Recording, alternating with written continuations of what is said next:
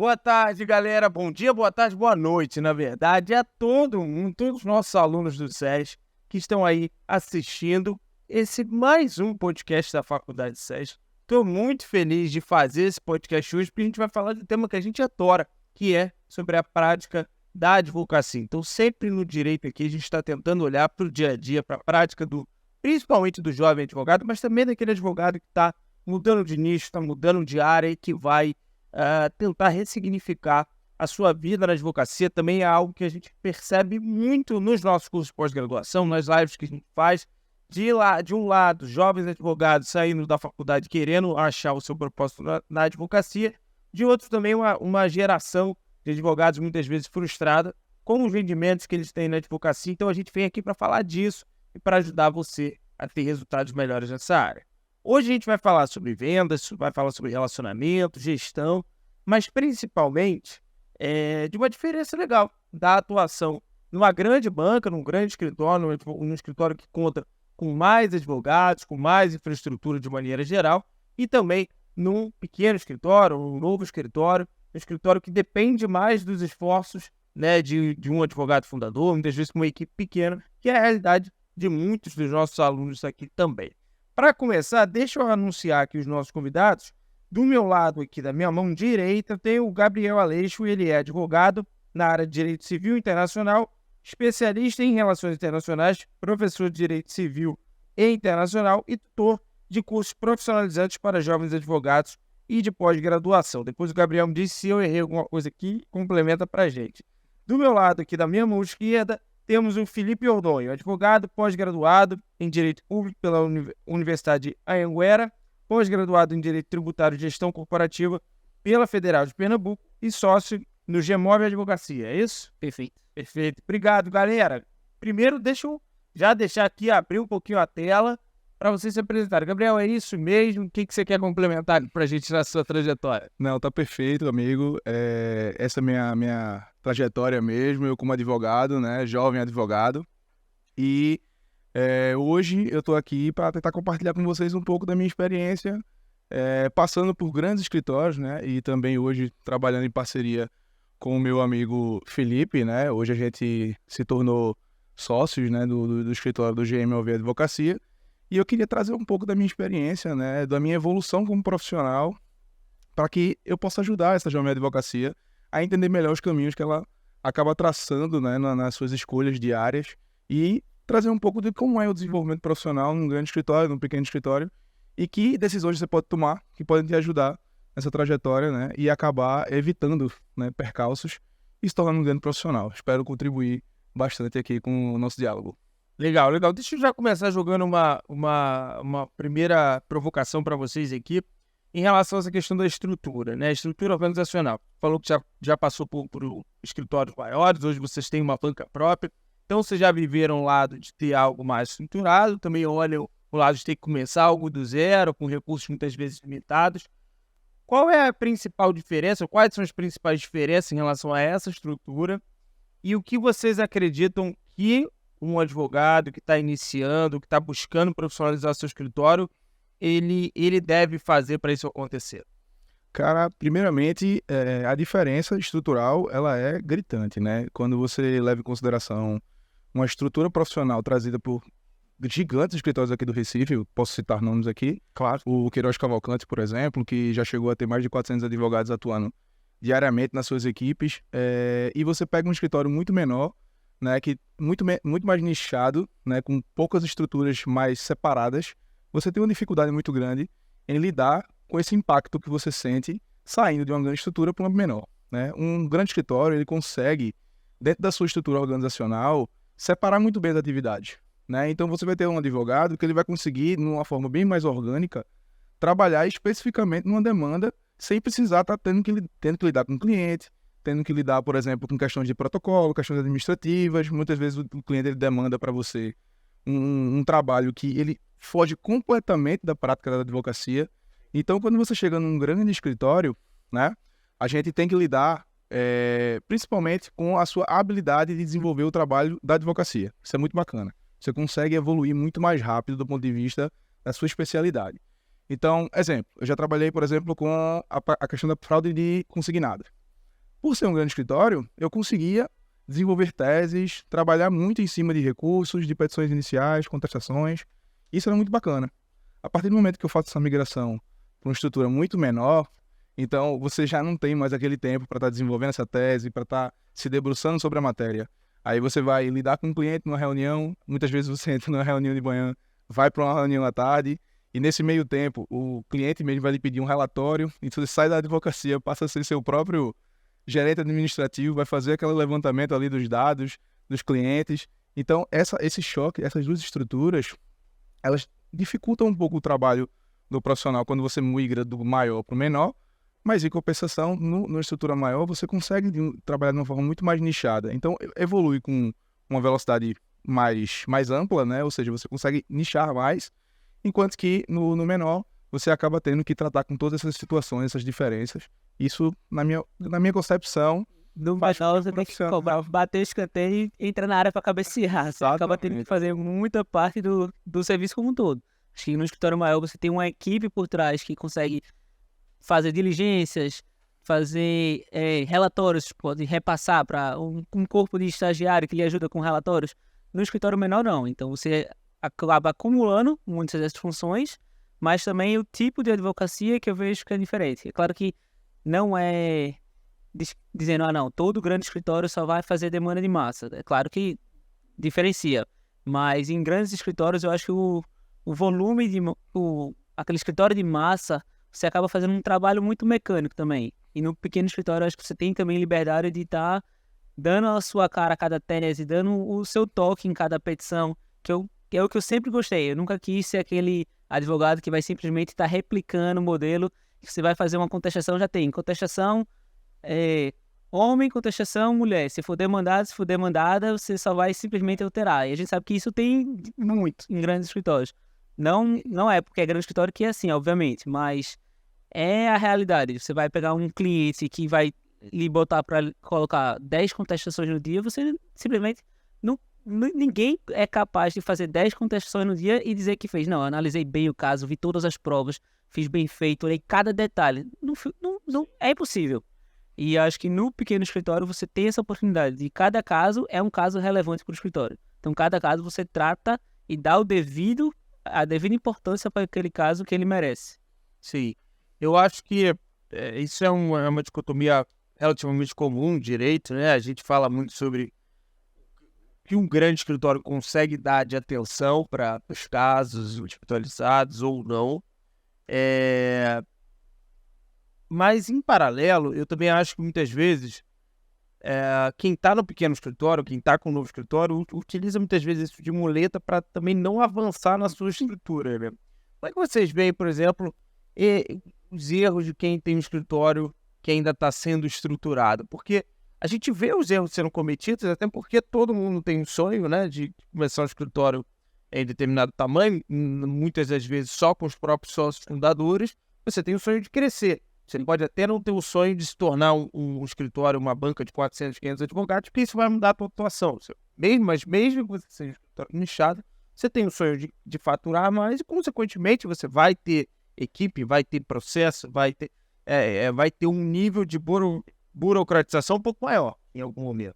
Então, muitas vezes, é aquilo. A gente sabe que no início tem que bater o escanteio para cabecear, muito bem como você comentou, mas quais são os principais erros que vocês veem também o pessoal cometendo na gestão de um escritório menor? Desse ponto de vista de quebrar essa barreira de arrebentação, eu acho que é coragem e talvez você não poder e não ter o tempo de esperar aquele tempo de maturação do escritório. Porque quando você abre o escritório, ele tem um tempo ali para começar a rodar. Então, muitas vezes você vai passar ali 1 ano, 2 anos, talvez só ali caminhando, às vezes se pagando para começar de fato a dar certo. Às vezes a pessoa não tem o tempo, às vezes a pessoa não tem a paciência para esperar e a coragem de dizer, não, advogado precisa estar na rua. Como é que você vai captar um cliente se você está atolado de prazo dentro do escritório? Se você não está na rua, você não está sendo visto. Então, às vezes você tem que saber, não, eu vou aqui assumir um custo a mais, contratar mais alguém para a equipe, colocar mais pessoas que vão me ajudar a produzir dentro do escritório e vão me permitir estar na rua, vão me permitir estar em feiras, vão me permitir estar em eventos, vão me permitir estar visitando clientes. Então, eu acho que essa coragem de talvez dar um passo sem ver o chão e dizer, não, mas eu vou fazer porque vai aparecer, porque se eu estiver na rua, eu vou conseguir captar mais clientes e isso lá na frente vai ter o retorno. Então, eu vou estar pagando mais alguém para estar fazendo esse serviço mais interno, para estar trazendo frutos de estar fora do escritório. Eu acho que essa coragem que às vezes que falta bastante, porque realmente é você dar um tiro no escuro, mas confiando que o caminho é esse. Perfeito. Isso, inclusive, eu acho que também tem uma importância muito grande da questão dos bons profissionais, né? Você está investindo em bons profissionais, gabaritados, capacitados. E, assim, saber avaliar o trabalho do profissional também é importante. A gente, na experiência que a gente tem, a gente lida com profissionais que dificilmente trazem para você o básico, né? Então, é muito comum a gente estar no dia a dia na nossa prática advocatícia e a gente vai fazer algum trabalho específico, uma defesa, um recurso, e a gente lida com profissionais que eles não conseguem desenvolver literalmente o básico, desenvolver uma boa petição, né, fazer uma boa diligência, conseguir chegar junto de um juiz, de uma vara, para fazer um bom despacho. E além dessa coragem que o Felipe fala sobre você estar na rua, captando clientes, né, e lidando com as dificuldades dos escritórios no dia a dia, eu acho que você trazer também para você, para o seu escritório, bons colaboradores, prezar pela qualidade e pela excelência profissional, eu acho também que é um ponto extremamente importante. Muitos profissionais, eles acabam caindo nesse erro de, vamos colocar alguém aqui para dar vazão aos prazos, né? E esquece aquele lado, deixa para lá, sabe? E isso acaba prejudicando, sim, a longo prazo, né? A gente não consegue atingir bons resultados. O Felipe, por exemplo, ele tem excelentes advogados no escritório dele. Esses advogados, por serem advogados um pouco melhores, redatores mais bem preparados, demoram um pouco mais para fazer o prazo, eles têm que lapidar um pouco mais a peça profissional, mas o índice de ganhos vai lá para cima, né? Procedências, no caso do réu, a gente está falando por improcedências, e isso é muito gratificante, né? O cliente elogiando você, dando um feedback positivo, aplaudindo você pelo resultado. Então, coragem também E quando você não consegue achar esse bom profissional, investe no estagiário, investe no jovem advogado, né? Eu vejo muitos escritórios com medo de pegar um jovem advogado, um jovem estagiário, porque já querem um profissional pronto também, né? Todo mundo quer um profissional pronto, um profissional gabaritado. Quem é que tem paciência para estar treinando um jovem advogado hoje, né? Então, o Felipe, por exemplo, quando me contratou, que eu falei para ele que eu era professor, aí ele falou, pô, Gabriel, vem ser meu parceiro aqui, né? Tu é professor, isso é ser bacana. E o cara ser professor, o cara aprende muita coisa, né? Sobre ter a paciência de trazer o conteúdo, de ensinar um pouco mais, de ter a paciência de pegar na mão do aluno e dizer, ó, é assim que se faz. Então, quando você tem um jovem profissional com você ali, que você vê que ele tem os vícios, ele tem os defeitos, que você já visualiza em outros profissionais, você tem a oportunidade de chegar para ele e dizer, vem cá, vamos aprender, né? E vamos pegar esse diamante bruto aqui, né? Responsabilidade moral muito grande. Exatamente. Você está formando um profissional ali. Exatamente. Agora, eu acho assim, unindo o que vocês dois trouxeram, a questão do que o Felipe falou sobre o salto no escuro e a questão que você falou sobre trazer bons profissionais, eu acho que a gente entra num ponto prático, né? Prática, pessoal. Isso aí, dourar a pílula, que é o quanto você está disposto a pagar para ter bons profissionais. Porque o que todo mundo quer? A gente quer achar o diamante, né? A gente, fazendo uma metáfora aí com futebol, a gente quer achar aquela joia da base, de moleque de 17 anos, que ganha pouco e que joga muito. Joga muito. Só que assim, nada cai do céu de maneira regular. Você vai achar algumas joias, você vai achar algumas pessoas que têm esse perfil, mas o mais natural é que grandes bancas ou escritórios de maior renome consigam atrair talentos, principalmente das melhores universidades, das melhores faculdades, e faz diferença, pessoal, uma boa formação faz diferença, não é só isso, obviamente não é só isso, muitas vezes a gente pega pessoas de boas faculdades, mas com pouca fome, com pouco interesse, que passaram também nas coxas, que a gente sabe que hoje não é tão difícil assim passar no direito, mas faz diferença, às vezes uma boa formação, como o Gabriel comentou, o fato de ser professor com certeza chamou a atenção. Falei, cara, é alguém com disposição, com vontade de aprender, com vontade de ensinar, que para ensinar precisa aprender, que vai passar por muita... Pô, isso já gerou um alerta nele, olha, isso aqui é um alerta positivo de que é alguém diferente do que a média. Mas então é isso. Assim, para você achar essa boa pessoa, você vai olhar para a formação, você vai olhar para os interesses, você vai olhar para o que ela já fez. E dentro de um hall de outras pessoas que você vai olhar, em algum momento você vai precisar investir. Porque, principalmente no primeiro momento, alguém júnior demais pode não atender o que seu escritório precisa. Exatamente. A gente tem que botar isso claramente. Sim. Porque a cabeça lógica de todo advogado é iniciante, putz, vou chamar alguém júnior aqui para eu passar o que eu não quero. Exatamente. Você quer contratar alguém para resolver um problema. Se essa pessoa tá arrumando outro problema, não é. Mas aí entra a questão da coragem também. Aí você tá ali de frente, né, com o seu escritório, você quer galgar uma ampliação, você quer tornar aquele seu escritório um escritório de ponta, né, alguém que possa atender grandes clientes, que você possa ter uma equipe um pouco mais inchada, né, que você consiga atingir resultados melhores, mais eficientes.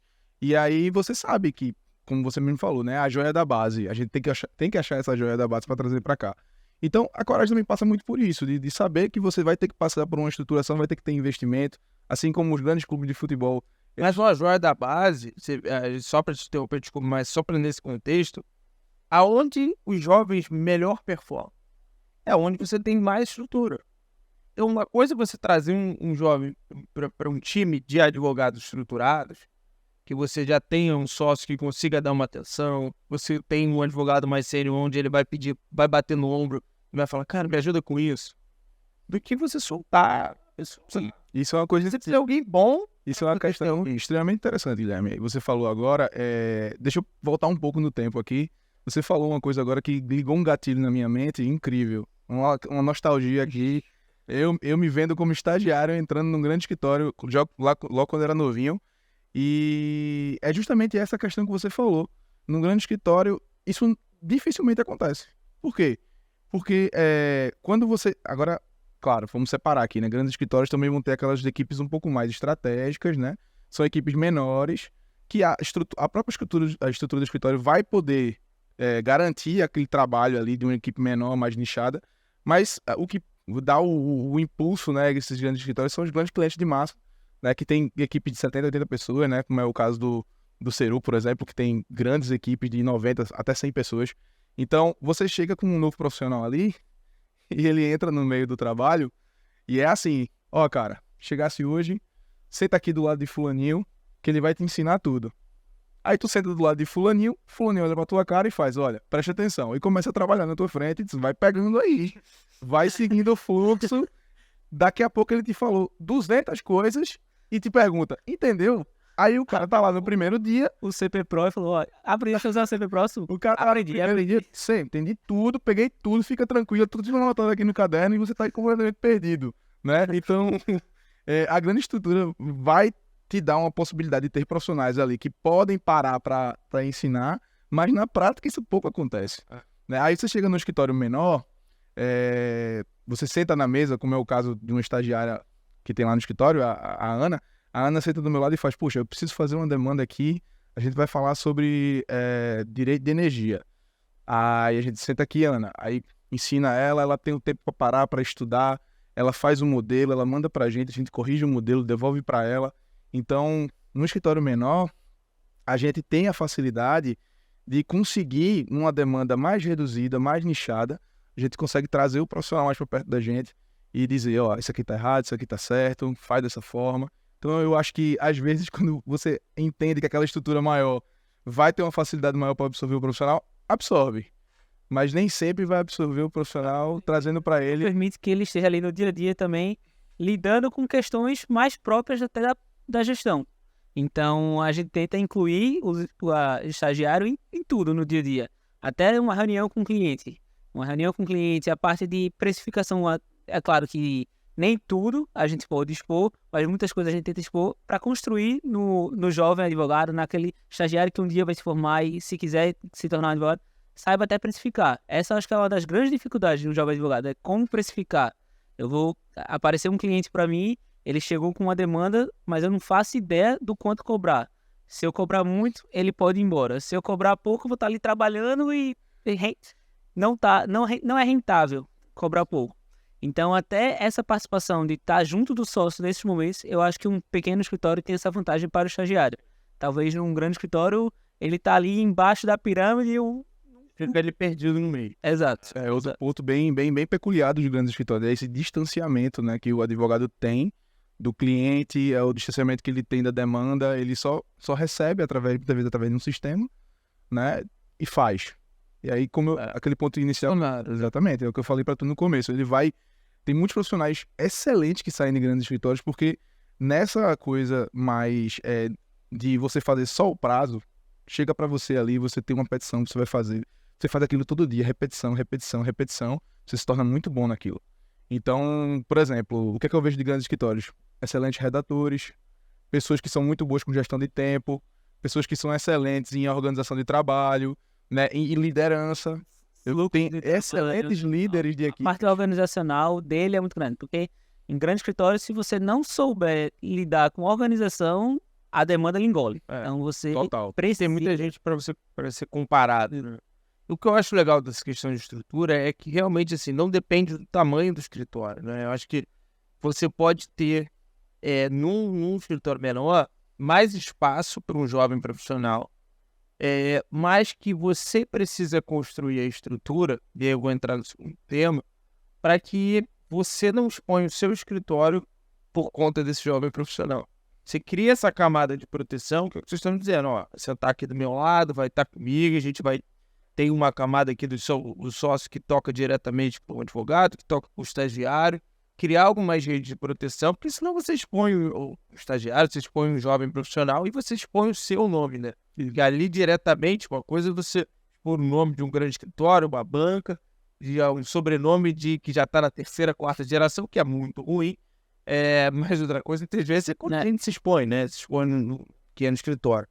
E eu acho que, assim, muitas vezes, uma forma que eu vejo das pessoas, dos advogados, se protegerem, não é necessariamente se proteger, mas de conseguir essa infraestrutura, de conseguir essa estrutura de pessoas, sem naquele momento que ele pode investir e contratar bons e caros profissionais, é muitas vezes o modelo de sociedade, né? Você encontra profissionais e advogados, seja por afinidade ali de faculdade ou por outra afinidade profissional, que trabalharam juntos, ou porque realmente se encontraram e tem um perfil complementar, montam uma banca que muitas vezes é uma maneira de, olha, cara, eu tenho, ou você tem cada um normalmente líderes de um nicho, eu sou aqui de direito à saúde, eu sou de direito de família, né, normalmente divide por nichos, ou se estão ali no mesmo nicho, muitas vezes um é mais comercial, o outro é muito bom tecnicamente.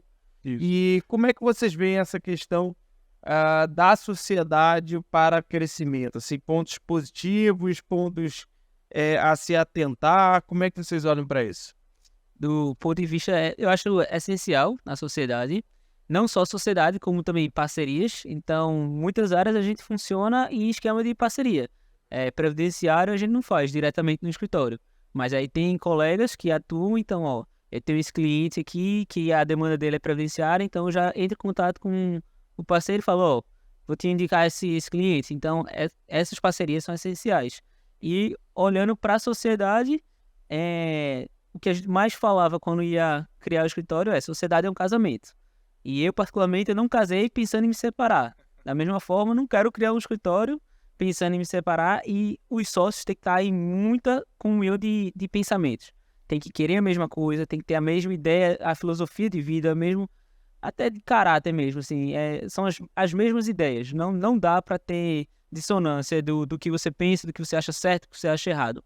Então, a gente sempre criou esse entendimento do que a gente queria do escritório, como a gente queria seguir, como seria a dinâmica do dia a dia, a dinâmica até de participação societária, de lucros, de participação. Esse cliente é meu ou é do escritório? Não, tudo é do escritório. Se minha mãe quer entrar com ação, eu digo, mãe, tem que pagar porque aqui é pro escritório, eu tô trabalhando no escritório. Então, os parentes da gente, a gente cobra também e coloca pelo escritório, porque a gente quer, o nosso pensamento sempre foi fortalecer o nosso nome, fortalecer a nossa marca e a nossa vida, que é o nosso escritório. Então, se a gente começa a fazer coisas, não é meu, isso é meu e não é do escritório, eu tô jogando contra o meu próprio time. E como esse entendimento sempre foi muito firme em todos os sócios, deu para caminhar com muita tranquilidade, e lá dentro se dividir. Eu sou mais direito público, então eu vou tocar aqui, fico como um sócio coordenador da área de direito público. O outro é mais contratos, o outro é mais consumidor, o outro é mais comercial, e também a parte de gestão interna. Então, um é mais responsável pela gestão administrativa, que aí é lidar com aquela gestão de pessoas. Você conseguir trazer os sócios também para dividir essas tarefas mais importantes do escritório. Né? Exato. Porque uma coisa não só dividir o ônus, né, da manutenção. Uma coisa que as pessoas esquecem é que um escritório de advocacia é uma empresa. Você não pode pensar simplesmente como uma banca de advogados. Você ali criou uma empresa, então precisa de uma gestão financeira, precisa de uma gestão administrativa. E aí o que mais acontece, o que mais a gente vê são grandes advogados que são excelentes profissionais no direito, mas são péssimos gestores. E um péssimo gestor, você pode até ser muito bom, ganhar uma causa, mas você não vai conseguir manter sua casa de pé, que é seu escritório. Então essa divisão também foi muito importante para a gente saber quem vai ficar responsável pela parte financeira, quem vai ficar responsável pela parte administrativa, e no dia a dia se ajustando com o perfil e as qualidades que cada um agrega para o time. Eu costumo até brincar que na advocacia não tem carreira solo, né? Eu conheço pouquíssimos profissionais que atuam sozinhos, né? Eu ouso dizer até que eu hoje não conheço ninguém que você chega assim, meu advogado, o escritório dele é o nome dele, assim, só ele. Não, são sempre sociedades, são sempre advogados que se unem para poder expandir, para poder conseguir galgar voos maiores, né? Assim, por mais que você queira desenvolver um trabalho sozinho e acho que você trabalha muito melhor sozinho, você, com o tempo, estudando melhor a estrutura da advocacia, e você vai perceber que numa sociedade você consegue trabalhar muito mais eficiência, com muito mais competência. Os seus colegas vão ter especialidades e capacidades que vão se somar às suas, tá? Então, assim, por mais que você ache que mais rápido você vai sozinho, né? Quando você tá com um grupo de advogados capacitado, você consegue ir muito mais longe. Então, não é à toa que o que a gente vê no mercado são sociedades de advogados, né? Você não vê advogados trabalhando sozinhos. E, assim, é difícil lidar com pessoas, né? São profissionais, por mais que sejam seus amigos, por mais que sejam pessoas que se formaram com você na faculdade, por mais que sejam pessoas que você... Poxa, a gente saía junto, a gente brincava, a gente conversava, a gente concordava em tudo. Mas na hora de formar uma sociedade, que aí você perguntou, né, o que é o ônus, o que é o bônus, né? Na hora que você senta numa mesa para decidir, né, o futuro da empresa no qual você colocou a sua vida ali. Namoro é massa. Que você colocou casa. A sua esperança, né, a sua expectativa. E aí começam a surgir os atritos, né? Então, esse é o ônus, né? São as divergências, são ideias que acabam se colidindo, são situações em que você, poxa, vamos fazer esse investimento aqui. Não quero fazer esse investimento, para mim é desperdício de dinheiro. E o cara diz, vamos colocar isso que para frente a gente vai ter retorno. Então, é um ônus, é o desgaste, né? Vai desgastar um pouco a sua relação, por mais que você tenha uma amizade, por mais que você tenha um contato com aquela pessoa, vai desgastar a sua relação, mas você tem que entender que isso faz parte, né, da estrutura, né? E isso vai te trazer bons frutos, não só pelo agregado, né, do profissional, pela sua capacidade posterior de ter um pouco mais de experiência na gestão e também por saber lidar com essas divergências no dia a dia, né? Vai ser um desafio para todos os jovens advogados, obviamente, iniciar um trabalho na sociedade. A maturidade de, numa conversa, talvez ali, tomar uma decisão. A decisão, eu fui voto vencido, vai seguir pelo caminho que eu não queria, mas a maturidade de saber, não, se é a decisão geral do escritório, eu vou seguir e vou tomar aquela decisão como se fosse minha. Que eu acho que a questão é essa. Talvez na hora de decidir eu discordasse, mas uma vez decidido, aquilo é minha decisão também e eu tenho que abraçar e fazer aquilo dar certo. Sim. Coragem que você falou no começo, né? Assim, o alinhamento é muito importante, né? Ele falou um negócio interessante. De hoje as pessoas estão mais dispostas a sair de relacionamentos antigos com muito mais facilidade do que antes e muitas vezes elas levam isso também para o lado profissional, né? Porque qualquer relacionamento societário vai ter momentos que você vai se questionar se o teu caminho é o mesmo. São pessoas diferentes, backgrounds diferentes, com certeza. Eu acho que depende do nicho, a gente ainda vê bastante, dependendo do nicho, familiarista, mais consumerista para o lado do consumidor, ou até trabalhista para o lado do reclamante. Eu ainda vejo muitos advogados autônomos, advogados mais sozinhos, vamos dizer assim. Mas dependendo do nicho que atua, se atua com empresa, realmente é mais normal você ver a sociedade trabalhando, né? Mas o que eu vejo assim com o tempo, né? Ao longo de várias sociedades, já sou sócio de empresa há mais de 15 anos, tem alguns pontos que realmente são inegociáveis. O primeiro ponto inegociável para uma sociedade de advocacia ou não de advocacia é a questão dos princípios e valores. Você comentou muito bem, se você tem uma base principiológica diferente, normalmente, não é certo ou errado necessariamente, mas porque todo mundo logo pensa, galera, mas isso é óbvio, o cara quer ser desonesto, eu sou honesto. Não, não é isso. Você tem base de princípios da maneira como você, por exemplo, lida com colaboradores, da maneira como você faz cobranças, na maneira como você vai distribuir os seus resultados, por exemplo, né? Você tem uma base de princípios que você quer fazer. Se o seu sócio for muito diferente, você vai ter problema. Acho que o segundo ponto, e que muitas vezes é ignorado ou minimizado, é o momento de vida. Muitas vezes a gente busca sócios de momentos complementares, você pega alguém mais experiente, que já tem, às vezes, uma condição mais financeira, que ele vai entrar com a parte financeira, entra com a parte do trabalho. No início pode ser positivo. No geral, o que eu vejo é que muitas vezes esse momento diferente de vida acaba causando ruído, se for muita diferença, né? Então, é mais fácil quando a gente está aqui, idades relativamente parecidas, experiência, todo mundo pegando no batente,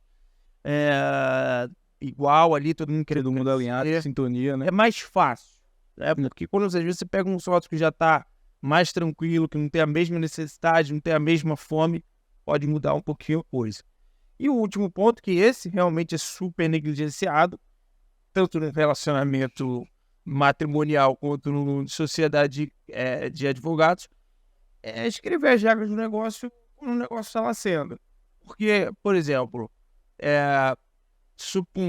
vamos botar que você tem uma área, um escritório com 3 nichos de atuação, e vocês distribuem os resultados igualmente.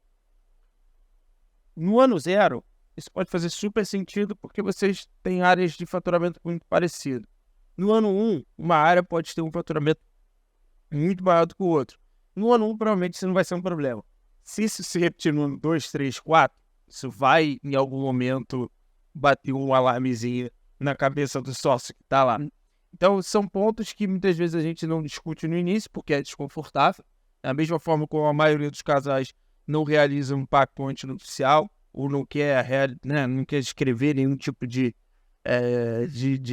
modelo de resolução de conflitos quando está começando, que todo mundo fala o quê? Eu não quero me casar pensando em separar, então não vou fazer.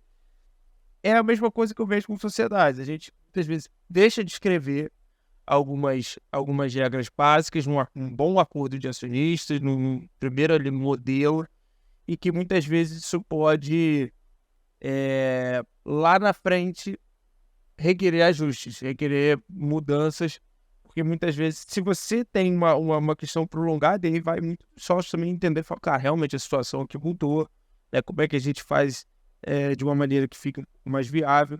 Eu acho que são essas as 3 situações que eu vejo mais darem problemas, né? Não ter esse alinhamento de princípios e valores, não ter alinhamento de momento de vida e talvez não ter alinhamento de algumas cláusulas essenciais ali para uma sociedade bem. Mas, pessoal, e trabalho, dia a dia, vamos lá, relacionamento com clientes. Falaram bastante da diferença que vocês levam no contato com o cliente. Como é que vocês fazem? Vocês são 2 rapazes, pessoas super comunicativas.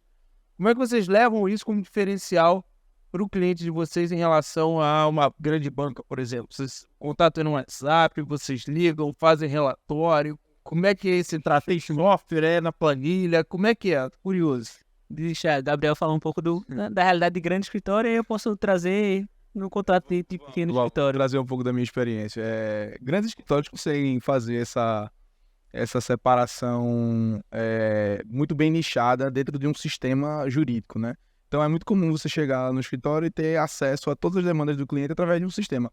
Quando eu comentei anteriormente sobre essa questão do distanciamento, né? Num grande escritório você não tem essa proximidade com o cliente, então é muito comum um advogado sair, o jovem advogado, ele chega, vamos lá, principais dificuldades, na minha visão, de jovens advogados em grandes escritórios. Pouca experiência prática em audiências, em tratativas com juízes, com profissionais, servidores públicos, né? A gente também tem pouca experiência com o cliente, então precificação é uma dificuldade, a questão de você fazer um bom atendimento, saber colocar o produto, saber vender para o cliente um bom contrato de prestação jurídica. Isso é uma dificuldade de um advogado dentro de um grande escritório. Por quê? Porque a demanda dele todo o contato dele com o cliente, ele vem através de um sistema jurídico, né? A gente tem aí vários sistemas, já citar aqui algum deles, o Seven, né?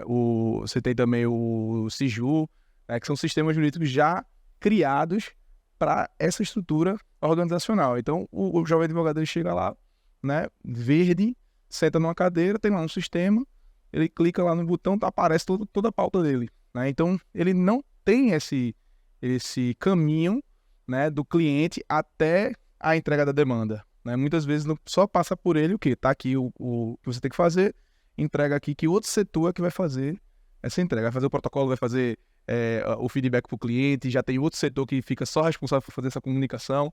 Então, isso é uma questão bem intrínseca do grande escritório, né? A gente não vai ter esse feedback do cliente, a gente não vai ter essa proximidade com o cliente, tá?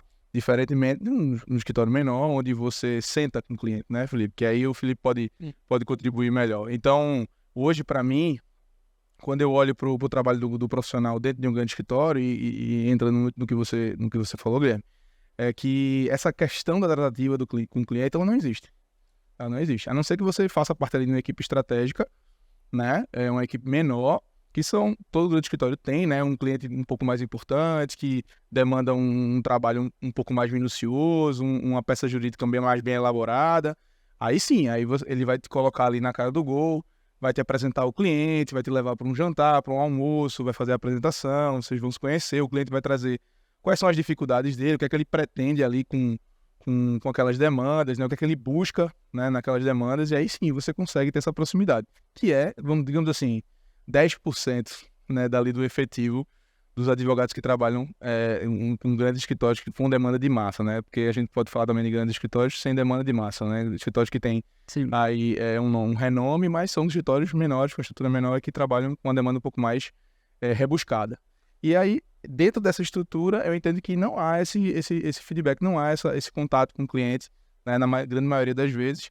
E essa utilização do sistema jurídico é basicamente dessa forma, né? A gente entra no sistema, a gente tem acesso à demanda, mas não tem...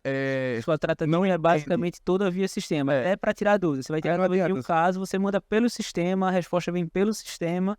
No máximo, você vai... comunicativo, porque é uma habilidade que, assim, vai ser muito mais favorável para você, mais no seu tratamento com seus colegas de trabalho, do que efetivamente com... No máximo, você vai tratar ali com alguém que seja do gerente jurídico da empresa. Jurídico interno, né? Jurídico interno. No pequeno escritório, via de regra, você também... Não é uma regra, obviamente, mas os clientes costumam também ser empresas menores. Então, o trato, muitas vezes, da gente com o próprio dono da empresa. Acho que a grande maioria dos casos a gente está tratando ali diretamente com o dono. Então, isso ajuda demais para conhecer a empresa. A gente tem essa sede, a gente gosta de conhecer o cliente, até para prestar um serviço melhor para o cliente. Não basta apenas conhecer ele pessoalmente, mas conhecer a empresa dele. Então, a gente tem empresa que é do ramo de fornecimento de alimento industrial. A gente gosta de ir lá conhecer. Tinha uma indústria de bicicleta. A gente foi na fábrica para conhecer como é que é a operação dele, porque conhecendo a operação do cliente, a gente pode também, até num dia que precisar, fazer uma contestação, fazer um inicial, a gente vai poder falar um pouco melhor da realidade da empresa. E eu acho que hoje o que é um grande diferencial nesse trato com o cliente, e é um facilitador, e ao mesmo tempo também tem, como tudo na vida, tem as desvantagens também, é o WhatsApp. Hoje tudo é muito rápido, tudo muito fácil pelo WhatsApp. Até Diogo, nosso sócio, estava comentando hoje que não aguenta mais grupo de WhatsApp, porque hoje criou outro grupo de WhatsApp com outro cliente. Então, cada cliente tem um grupo de WhatsApp.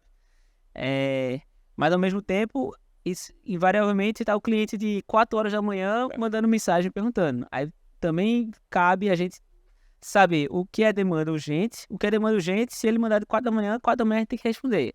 Mas também, se não é, a gente pode dar uma segurada, deixar para responder, até para acostumar o cliente e saber, tem os horários comerciais, não é por não querer atender, mas todo mundo tem sua vida pessoal, todo mundo tem sua vida profissional, saber dividir. Então o WhatsApp ajuda muito nessa comunicação com o cliente. Eu acho que o grupo, pelo menos as experiências que eu vejo da Carol também, minha esposa, grupo ajuda um pouco isso, a organizar mais a casa, né? Porque, putz, cara, a pessoa, pelo menos hoje em dia, né? A pessoa pensa 2 vezes antes de mandar mensagem 4 da manhã ou muito tarde da noite para um grupo, né? Porque querendo ou não, ali tem mais gente, normalmente ainda tem mais advogados da tua equipe. Eu sempre estimulo também, falo, ó, tem que ter outros advogados para não ter só você. Se tiver estagiário e o estagiário tiver com o Gabriel dentro das tratativas, entra também.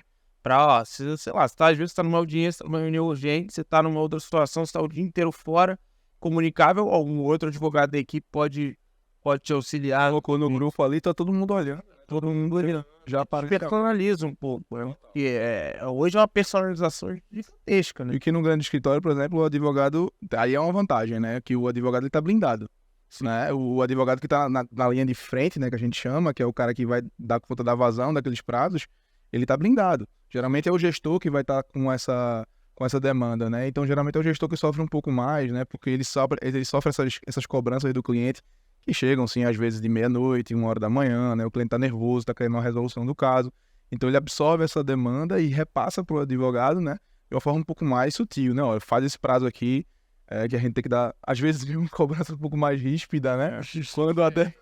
Quando o negócio tá complicado. É bom até por questão do tipo de demanda, porque o cliente muitas vezes tem cliente que obviamente é mais ligado, conhece mais, ele vai saber para quem direcionar. Mas muitas vezes chega a demanda pro cliente e o cliente não sabe, vou mandar para qual advogado do escritório. Sim. Então ele joga lá no grupo, se eu vejo que é trabalhista, a advogada trabalhista já assume, já responde. Se é civil, o advogado civil vai e responde. Então pro cliente é uma demanda, ele não sabe com quem vai lidar.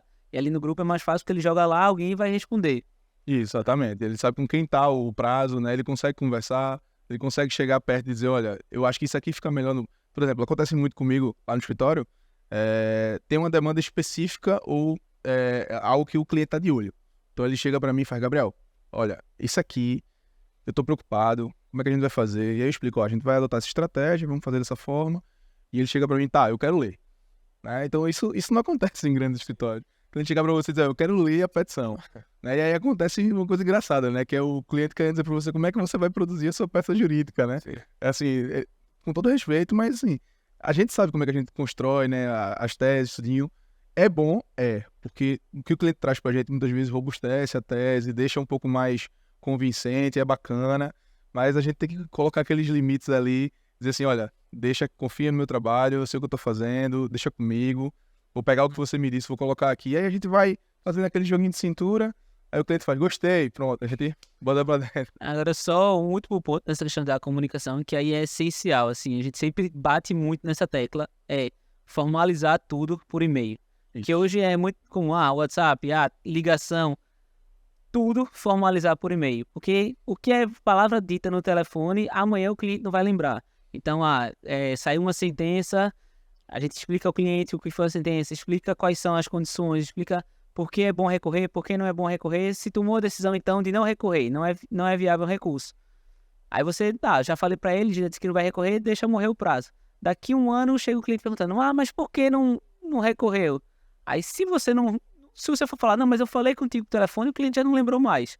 Aí então, falou com ele por telefone, na mesma hora, conforme o contato telefônico, não vamos recorrer, que lá na frente, se vier a ser questionado, você tem um e-mail lá com tudo formalizado, até para lhe resguardar de qualquer imprevisto lá na frente. Além do WhatsApp, o e-mail e, assim, a adoção de relatórios, né? Independentemente do tamanho do escritório, eu acho que quando você adota o procedimento de relatórios, né? O cliente não pediu. Não, mas coloca ali a demanda bonitinha, coloca os dados do processo, né? Coloca quais foram as movimentações, foi o que o cliente pediu. Se for o caso, cria uma pasta ali específica, mas assim, adotar um modelo de relatório, adotar todas as formas de comunicação que possam ser registradas da melhor forma possível, né? Porque muitas vezes você toma uma medida judicial que foi pedida do cliente, e aí depois ele chega para você e faz, não foi isso que eu pedi. Né? Aí você faz, não, mas tá aqui o e-mail, né? Tá aqui o WhatsApp, né? Tá aqui no relatório que eu enviei para você deu ok, né? Então é importante pro jovem advogado também entender que tá começando agora, beleza, tá começando agora, mas registra tudo bonitinho, né? Um erro muito comum, além de registro, é fazer contrato de boca, né? Não faz contrato de honorários, pelo amor de Deus, não façam isso, façam contrato. Então assim, registrem tudo que vocês puderem por comunicação, porque o cliente, ele exige muito de você e quando ele quiser cobrar, ele vai cobrar forte. Porque ele quer resultado, é óbvio, ele quer ele tem as expectativas dele. Então é por isso que é importante nessa comunicação a gente ter tudo registrado, porque muitas vezes você chega, tá aqui, foi assim que você me pediu para fazer, eu fiz, né, como você queria, e a gente sabia dos riscos, né? Então é bem importante a gente colocar isso sempre através de grupo de WhatsApp ou então mesmo por e-mail. Com certeza. E ainda nessa questão para o jovem advogado, para quem está começando, é o aspecto da prospecção, que é o grande gargalo do que a gente vê de quem está começando. Beleza, galera, eu entendi isso, estudei a técnica, tô aqui me posicionando, tô fazendo conteúdo, mas, cara, como é que eu pego clientes? Como é que vocês dizem? Porque os grandes escritórios têm uma máquina diferente, tem trabalho de verba, trabalho como empresa efetivamente, tem uma verba maior para eventos, para marketing, já tem o próprio branding muito forte, trabalho com indicações de alta relevância, tem relação com gerentes jurídicos, enfim, de empresas, é outro jogo. Mas para o escritório menor, para quem está começando, para quem está fazendo, como é que vocês trabalham para fazer a prospecção lá com vocês? No começo é a parte mais difícil. O grande marketing do escritório é o marketing boca a boca. Então, é saber que talvez comece devagar, mas é também um avanço progressivo. Então, se você hoje atende um, esse um indica para dois indicam para mais dois, e assim vai. Então, tem um tempo de maturação. Não é rápido, não é fácil. Obviamente, se você já tem uma família com background, já tem um escritório, se torna muito mais fácil. Mas lá no escritório ninguém tinha nenhum parente que veio do meio jurídico. Então, era tudo começando do zero. Então, é difícil, requer um tempo, e você começa assim, atende um amigo, aí atende um familiar, aí esse indica para outro, participa de eventos. Então, eventos assim, não só voltados para a área jurídica, porque também não adianta, você vai num evento da OAB, é muito bom para você fazer um networking ali, mas num evento da OAB é muito difícil você prospectar alguém, que você vai estar ali só com advogados. Então, tá em eventos de empresas, fazer parte, hoje a gente faz parte da Associação de Energia Solar, a gente faz parte também já fez parte de outras associações.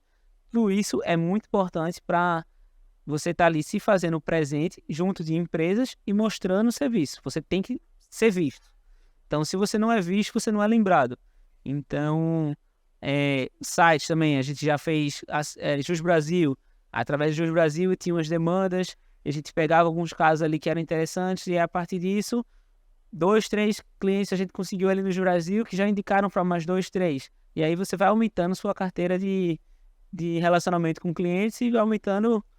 E a questão do escopo também, né? Como você consegue ampliar essa sua área de atuação e com quem você tá, que vai te abrir portas para que você consiga fazer essa prospecção, né? Então, por exemplo, é muito importante você participar de comissões, ainda que você seja um jovem advogado, tentar entrar nessas comissões, porque, poxa, se eu quero me tornar um tubarão, eu vou querer estar lá nadando com os tubarões, né? Então, o cara tá ali no meio dos grandes advogados que fazem parte dessas comissões, que já estão inseridos nessa área, que já prospectam clientes. Então, ali você consegue aprender, ali você consegue estar inserido em eventos, né? Porque as comissões costumam gerir eventos específicos sobre aquela matéria que você é especializado, a matéria que você está querendo prospectar seus clientes, né? Então, a gente consegue ter ali um caminho, né, através desses profissionais que já são gabaritados na área, né? Então, você está ali com eles, aprendendo, está ali buscando soluções, né? Às vezes você é visto por esse advogado, às vezes ele não vai poder dar conta daquela demanda, ele lembra de você, está aqui, né? Além disso, a importância crucial da adaptação do advogado hoje com as redes sociais, né? E a geração de conteúdo. É importantíssimo. E, assim, o nosso escritório, por exemplo, a gente consegue fazer muito através do Instagram. Por quê? Preocupação em estar ali gerando conteúdo, colocando postagens atualizadas, decisões atualizadas do STF, do STJ, né? Questões que levantam algum tipo de debate na sociedade referente ao direito. Então, aquilo a pessoa tá visualizando aquele conteúdo ali, ela quer procurar um profissional especializado. Aquele conteúdo chega com alguém que tem um problema específico, ela quer procurar aquele advogado para resolver aquele problema. Então, as redes sociais também são uma forma hoje de prospecção muito forte, tá? Sim, a gente não pode dizer que não, uma negligência forte dos advogados, dos jovens advogados, em relação às redes sociais. Muitas vezes, por vergonha de se expor, né? É normal, Muitas vezes você está preocupado de falar alguma besteira, principalmente numa era de cancelamento muito forte. Então, os jovens advogados têm esse medo de se expor, tá? Mas eu digo para vocês, não tenham medo de se expor. A gente vai cometer um equívoco aqui, um equívoco ali, é normal, somos seres humanos, nós podemos errar. Mas o fato de você estar ali, se colocando numa rede social, falando um pouco sobre essas demandas jurídicas, sobre conteúdo jurídico, isso faz com que as pessoas olhem para você e vejam o bom profissional que você é, né? Então, vão lhe procurar, vão tirar dúvidas, começa assim, tá? É muito normal. E daí... É só uma dúvida, né? É só uma dúvida, doutor.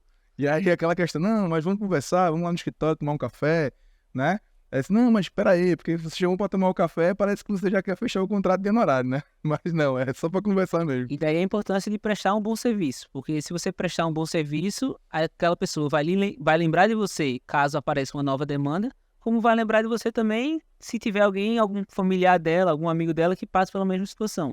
Lá no escritório, no começo, a gente pegava muita ação de voo. Hoje, o volume de ações de voo é menor, mas até hoje, um cliente teve uma ação com a gente lá em 2017, ele liga, vocês ainda fazem, então aconteceu comigo de novo? A gente faz. Então, sempre acaba voltando. E é isso, já teve caso de a gente pegar 30 pessoas no mesmo voo. Porque uma falou com a outra, era um grupo, era uma excursão grande, uma falou para a outra. Se a gente pegou aquela oportunidade e não prestou um bom serviço, perdeu ali a oportunidade de ter 30 clientes novos para outras ações. Porque aquela pessoa que teve um problema com o voo, amanhã talvez ela tenha um problema com um plano de saúde. Talvez ela tenha um problema com um carro alugado que deu... Enfim, qualquer tipo de problema. E nesse começo é muito comum. A maior volume de demanda no começo é consumidor. Sim. E prospecção é investimento, né? Prospecção é investimento. Então você tem que entender que você vai precisar investir.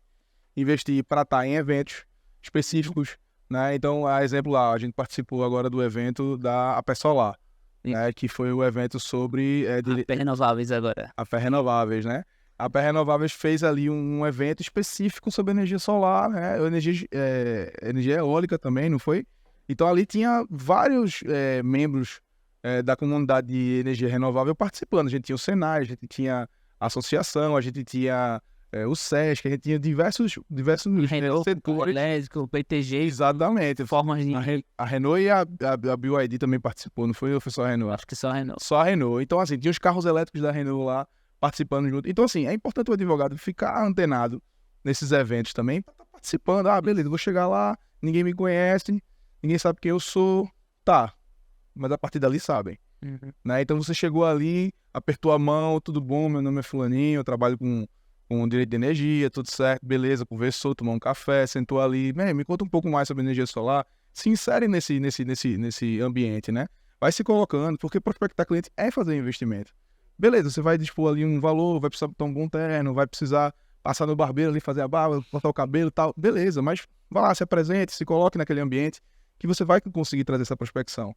É normal, começa muito pouco, começa muito devagar, começa muito no boca a boca, como o Felipe falou, mas aí, do boca a boca, você só precisa de um ali que tem uma grande demanda, que tem uma grande estrutura, que ouviu bem de você e faz, eu quero seu escritório. E ali você já consegue dar um pulo, dar um upgrade. Um cliente fechado já pagou todo o investimento que você fez para ter. Exatamente. É ROI, né? A conta.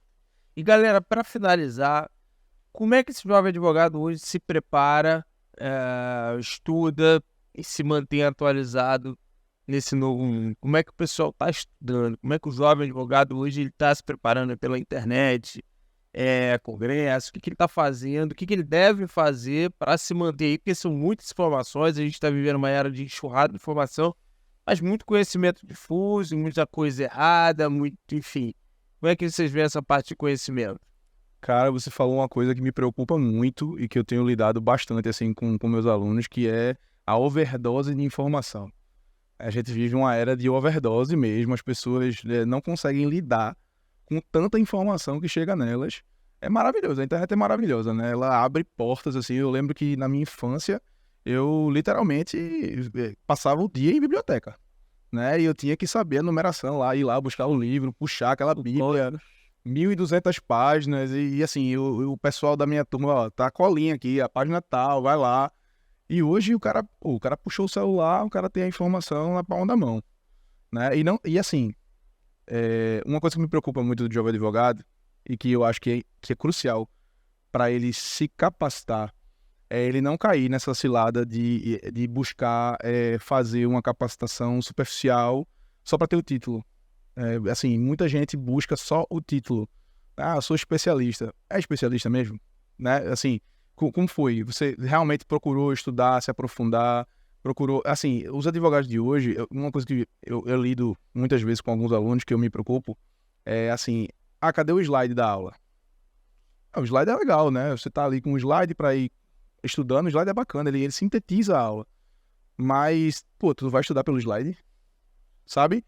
Procura o livro, procura a bibliografia do curso, vai estudar, procura vídeos, aulas. A internet é bacana porque ela tira a necessidade de você ter que se deslocar de um lugar para o outro para assistir uma aula, por exemplo. Isso é muito massa, né? A estrutura que, por exemplo, o SESC cria com os cursos de pós-graduação, que o cara poder se especializar assistindo as aulas de casa, isso é muito bacana, né? Mas assim, aproveita isso, absorve esse conteúdo, se aprofunda, se capacita bem. Tem um livro muito bacana do Charles Duhigg, que é um jornalista, chamado Poder do Hábito. Acho que você já ouviu falar. Sim. Pronto, perfeito. Esse livro é simplesmente fantástico, deixa até como indicação de leitura aí pro pessoal. O Charles Duhigg, ele consegue decifrar como é que é a estrutura do hábito, né? Desde o gatilho até o looping do hábito, né? Então, ele consegue identificar quais são os gatilhos que fazem você startar aquele comportamento, né? E aí, dentro dessa estrutura, ele fala sobre uma coisa muito legal chamada hábito angular.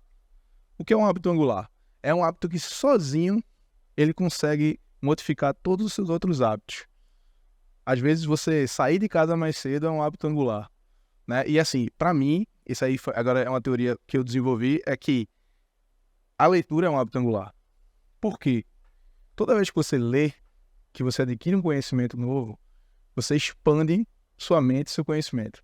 E aí todos os seus comportamentos eles se alteram. Então, a partir da leitura, esse hábito angular, você muda todo o seu comportamento. Então, um profissional bem capacitado, ele é um profissional que se mantém atualizado, lê bastante, procura repassar o conhecimento dele para o papel, fazer uns resumos, buscar aprender com pessoas que entendem daquele assunto. Então, ele vai procurar assistir uma aula com alguém que domina aquela matéria, né? Então, o jovem advogado, quando ele procurar se capacitar dentro dessa overdose de informação, ele tem que buscar curadores e pessoas que saibam filtrar essa informação para dar para ele já uma informação mais mastigada, uma informação mais direcionada, para que ele possa, dentro dessa estrutura, ele consiga nichar, estudar, se aprofundar. Mas, assim, é muito importante que a gente não se torne superficial, que a gente não leia as coisas por cima, não estude por slide, né? O profissional ele precisa buscar essa estrutura de aprendizado, né? O Mário Sérgio Cortella diz às vezes que leitores são líderes, né? E eu concordo com ele. Então, Querer trocar um livro por um TikTok que ensine tudo que tem no livro. Exatamente, não é? O aluno que é o atalho. É o atalho. Mas eu não digo nenhum aluno, Guilherme. Eu acho que isso é um problema do ser humano, sabe? Normal, né? Porque nessa overdose de informação, às vezes a pessoa quer o caminho mais curto, ela tem medo e ela tem, não tem muitas vezes o hábito, tá no momento de, não tem tempo. E aí busca um atalho, a gente vê que busca um atalho, o problema é que assim, uma coisa você tem um resumo no slide para facilitar a tua compreensão, para ser um reforço dos bullet points que você viu na aula, outra coisa é você passar a utilizar essas pílulas como a tua base de conhecimento. Perfeito, é exatamente isso. Então, como minha contribuição aqui em relação a essa questão da capacitação profissional, para o jovem advogado, já fui, né? Espero ser jovem ainda, tá? Jovem advogado eu já não fui, eu já não sou mais. Mas assim, eu espero que me achem jovem ainda, né? Tô com os cabelinhos brancos, mas... mas enfim, para o jovem advogado uma coisa que me diferenciou dos meus colegas e que me fez progredir na minha carreira, eu não gostaria de dizer isso, mas eu tenho colegas que acabaram não progredindo e são meio frustrados, como você falou no começo da nossa conversa, né? E o que eu via nesses profissionais era justamente isso, a incapacidade de entender o que é que faz do profissional, da categoria dele, um bom profissional. Somos advogados, né? Advogados, eles trabalham com conteúdo intelectual. A gente cria, a gente desenvolve teses, a gente rebate teses jurídicas, a gente está o tempo todo movimentando a máquina do direito através da nossa produção intelectual. Então, se você é um profissional que depende desse conteúdo, você tem que ser um jurista. E para ser um jurista, você precisa entender que você precisa ter profundidade, né? Então, o bom profissional ele precisa ter profundidade. Busque bons cursos de pós-graduação, com bons professores, que te deem essa profundidade e nunca negligencie a questão da leitura, do entendimento, né? Tem que ter brio. Conhece o vídeo do Clóvis de Barros Filho? Sim. O brio, né? Pô, o cara escreveu aquilo ali, eu não vou entender aquilo que o cara escreveu, né?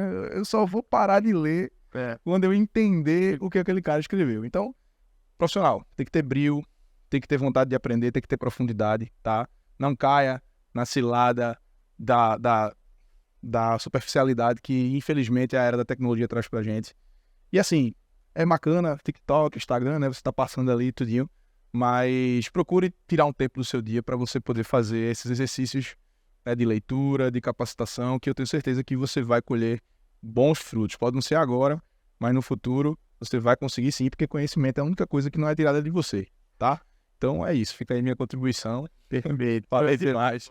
Eu acho que o essencial também é o aluno, o jovem advogado, ele entender que a advocacia, aí voltando mais especificamente para a advocacia, é diferente do que o que tem no livro. Acho que nenhuma faculdade prepara você para a advocacia. Ela prepara talvez você para ser um bom jurista, mas para a advocacia não prepara. Então, tem que estar sempre buscando conhecimento específico voltado para a carreira jurídica. Então, até as pós-graduação, se você puder buscar uma que envolva ali profissionais que são da área da advocacia, cursos de especialização são essenciais. Ficar ligado nos informativos dos tribunais, porque a lei é uma coisa, mas os juízes, cada um vai entender da sua forma. Então, a experiência prática ali do dia a dia, de você entender como é que o STJ tem decidido essa situação, como é que o STF, como é que o tribunal daqui tem entendido. Então, acho que é essencial buscar esse conhecimento voltado realmente para a advocacia. E não ficar somente naquele conhecimento teórico de que a gente aprende na faculdade, porque infelizmente as faculdades não preparam para o que a gente vive na advocacia. Preparam talvez em outras carreiras, mas na advocacia a realidade é tudo diferente. Então a gente precisa ter esse conhecimento Aqui até a decisão judicial, né? Então, precisam preparar para outras decisões que não tem nada a mesma coisa com a outra. Mas só para te complementar, a gente fechar aqui, a gente faz pós-graduação aqui na Faculdade 6 desde 2015 e a gente inaugurou oficialmente a nossa faculdade em 2017. Eu vi esse movimento acontecer da especialização sair daquele lugar de conhecimento teórico, de um primeiro aprofundamento teórico em um nicho, que era isso que era a pós-graduação, lato sensu, mesmo a lato sensu era isso. A stricto sensu era ainda mais esse processo e enfim, o doutorado já é um lugar onde você contribui até mais com o programa do que o contrário. Mas assim, a stricto sensu, vamos olhar lá, ela evoluiu com os mestrados profissionais, que são uma inovação, não tem muitos anos de mestrado profissional, como a própria Faculdade de Ciências possui um mestrado profissional, o que era um absurdo para a academia até alguns anos atrás. Então hoje você já tem um stricto sensu voltado para quem trabalha. A gente recentemente também teve aprovados doutorados profissionais. Se eu não estou enganado, não temos doutorado profissional ainda em Direito, ou vai ter o primeiro por agora, mas em administração, por exemplo, você já tem, mas em breve também teremos o stricto sensu profissional voltado para profissionais. E quando a gente vem para lato sensu, então assim mudou, cara, sobremaneira. A gente mudou a nossa forma de fazer pós-graduação ao longo do tempo e a gente percebeu que assim, olha, o aluno vem da faculdade com aquela base teórica literalmente básica, o arcabouço ali mínimo de conhecimento de princípios, do básico de Constituição e de, enfim, das principais matérias, mas ele não tem skills para sobreviver no mundo da advocacia. Não vem com esses skills, porque na maioria esmagadora das faculdades de Direito você não tem prospecção de clientes, você não tem relacionamento, você não tem uma cadeira de marketing, você não tem uma cadeira de gestão, você não tem uma cadeira de contratação, liderança. Ou se você tem, são cadeiras muito isoladas. Às vezes é uma eletiva que você faz ou não, você já vai fazer com 4 caras da tua turma, já no 9º período, quando tá todo mundo fazendo OAB e indo pra chopada, e não adianta. E aí passou a ser, na verdade, o primeiro momento profissional que ele possui. Primeiro momento onde ele realmente, olha, agora eu vou fazer aqui direito público. Vou aprender a como transformar aquele conhecimento de direito público em conhecimento prático e botar em prática aquilo para o meu escritório funcionar. Então, a gente acabou herdando na especialização essa responsabilidade de preparar profissionalmente o aluno. Então, eu acho que isso é importante, e resumindo o que vocês dois falaram, acho que um ponto é ser diferente dos demais, e aí é sem dourar a pílula. Se você não estudar, se você não botar o esforço, se você não se colocar acima, eu vejo assim, a gente às vezes tem cliente, poxa, o cliente não me valoriza. Eu falei, cara, por que ele vai te valorizar? Por quê? Me diz. Você valoriza uma pizzaria do teu bairro que abriu há 10 dias, que você nunca ouviu falar? Ou tu vai querer pagar mais barato do que uma pizzaria famosa? É só a pessoa pensar na própria vida. É muito fácil reclamar do mercado, mas que valor você leva para o mercado te dar valor de volta? Porque se for o contrário, você vai fazer igual. Você não vai querer pagar, você vai querer pagar a pizza, pô, vou pagar. Se tiver uma promoção, eu pago. Que aí vale a pena o meu dinheiro. A advocacia é igual, gente. A gente tem que sair dessa brincadeira, dessa coisa de uma profissão nobre. Cara, é nobre como qualquer outra. O lance você precisa botar o esforço, concordo totalmente, e precisa botar o esforço nas modalidades corretas. Em algo que te traga para o profissional, que te traga currículo hoje, sinceramente, realmente vale muito pouco. Eu analiso milhares de currículos aqui no SES e outros negócios que eu tenho, e a formação é legal, mas assim, a pessoa ter 5, 6 pós-graduações diferentes, não sei o que, porque às vezes a pessoa tem isso tudo, mas, cara, nos últimos 5 anos não trabalhou em lugar nenhum. Ele já fala, pô, mas e aí? Quais são as skills que ele traz pra mim, né? O que adianta? Exatamente. E às vezes você precisa o quê? De um cara que tenha a capacidade de liderança, um cara que possa lidar com uma equipe de pessoas, que saiba gerir pessoas. Exatamente. Não é uma habilidade que você aprende numa faculdade de direito. Retórica é uma coisa importantíssima para o advogado e você não tem na faculdade de direito. Né? Negociação, cara. Negociação é algo também que você tem que buscar uma especialização. Então, quando complementando o que você falou, Guilherme, puxando até um gancho do que você falou, a gente tem que implementar esse esforço naquilo que é importante para a gente desenvolver nossa carreira profissional. Então, é assim, se aprofunda e busca essas skills que você precisa ter para poder se destacar como profissional. E quando você busca uma pós-graduação, por exemplo, que foca na prática jurídica, isso é muito legal. Por quê? Porque são os pulos, né? Assim, ó, tu não vai precisar passar por essa situação. Eu tô te falando que isso aqui acontece, então você não precisa cometer esse erro para poder aprender com esse erro, porque já tô te colocando aqui numa situação em que você já tá aprendendo comigo, né? Então, vou dar um exemplo aqui, tá? A pós de prática previdenciária e trabalhista, né, do SES. A pós previdenciária e trabalhista tem ensinando ao jovem advogado como é que ele lida com os sistemas que são propostos para ele ali, por exemplo, no CNIS, né, e outras situações do INSS, já para aquele profissional não acabar esbarrando nas dificuldades do sistema, que é um sistema colocado lá e não tem ninguém ensinando você a usar ele. Né? Então, às vezes, você deixa de captar um cliente, deixa de prospectar um cliente, porque o cliente faz uma pergunta simples do sistema, que é uma coisa que ele também tem acesso, e você não sabe responder. Né? Então, quando você acaba lidando com profissionais que fazem, vem cá, eu vou te ensinar aqui como é que faz. Isso é muito legal, isso é muito bacana, para o jovem advogado principalmente, porque ele acaba, pronto, aí é a questão do atalho, né? Não chega a ser um atalho, mas chega a ser um auxílio para que o profissional ele evite acabar se desgastando e passando por dificuldades, por essas barreiras. Ele pula essas barreiras, né? Ele acaba se capacitando muito mais. Então, além da profundidade, ele vai ter também essas skills, soft e hard skills, a depender do que ele queira focar ali, para poder, na hora de se apresentar, não é só o currículo, né? Isso. Resultado. Tá aqui, eu tô conseguindo te entregar valor, te entregar resultado, isso é muito bacana. Então, é o que todo escritório, todo sócio, parceiro, quer de um advogado. Galera, vamos chegando aqui 1h e pouco já. Passou voando.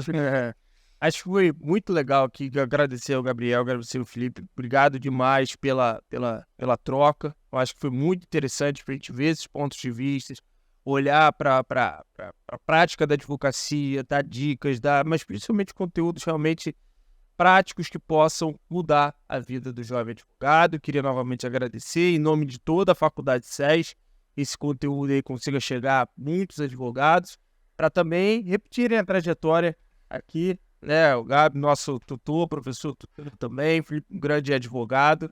E muito obrigado. E é isso, pessoal. Bom dia, boa tarde, boa noite e até a próxima.